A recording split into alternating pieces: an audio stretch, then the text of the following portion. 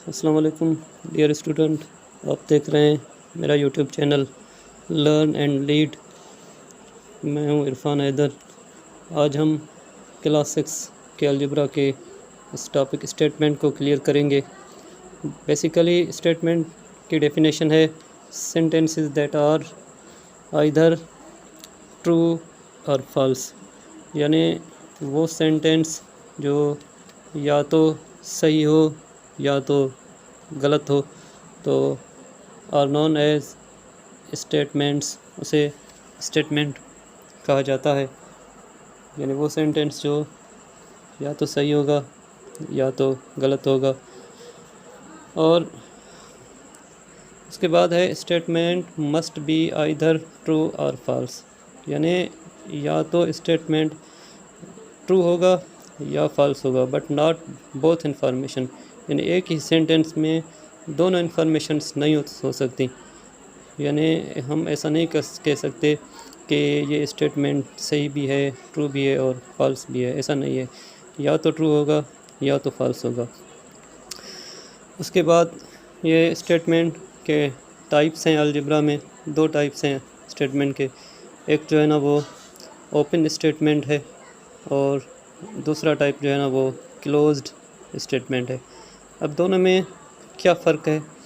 तो open statement जो है ना उसकी डेफिनेशन है open statement contents variable and does not have a definite truth value. यानी इसका मतलब है कि ओपन स्टेटमेंट में वेरिएबल यूज़ होता है। वेरिएबल का तो हमें पता है कि कोई भी लेटर यूज़ होता है और उस लेटर के वैल्यू का हमें ठीक से पता नहीं होता। इसका एग्ज़ाम्पल हम देखते हैं कि ये एक लिखा हुआ है स्टेटमेंट के x + 2 = है 12 के।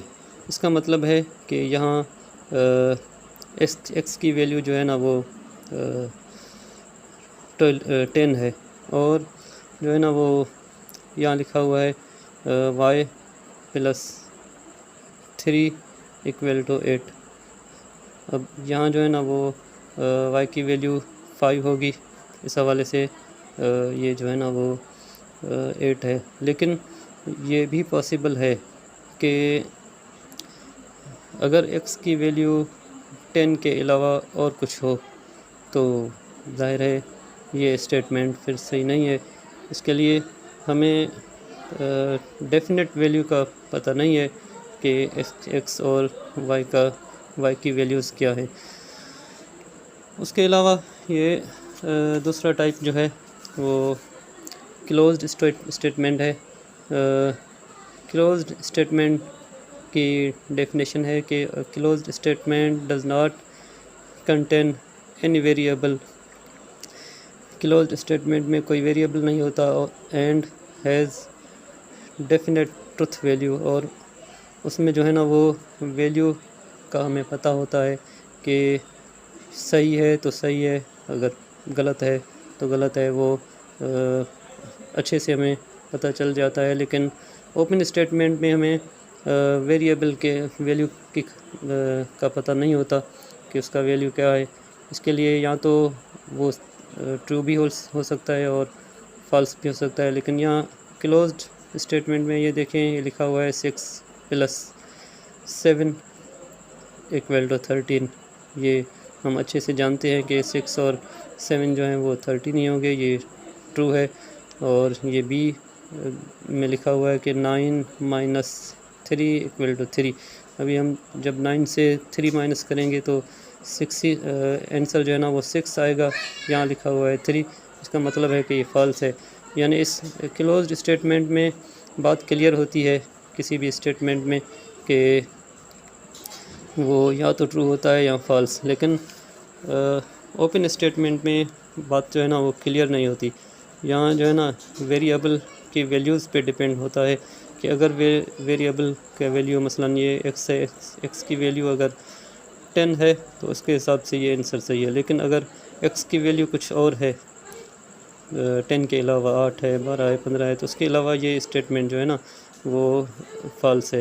इसका मतलब है ये स्टेटमेंट ट्रू भी हो सकता है और फॉल्स भी हो सकता है। ऐसे ही ये y+3 है तो इक्वल टू 8। अब यहाँ y की वैल्यू अगर 5 हो तो स्टेटमेंट सही है, अगर y की वैल्यू कुछ और हो तो ये स्टेटमेंट गलत भी हो सकती है। इसका मतलब है कि ओपन स्टेटमेंट में बात जो है ना वो क्लियर नहीं होती कि ये स्टेटमेंट ट्रू है या फॉल्स। इसका मतलब है ओपन स्टेटमेंट में ये स्टेटमेंट जो है ना वो ट्रू भी हो सकती है और फॉल्स भी हो सकता है, लेकिन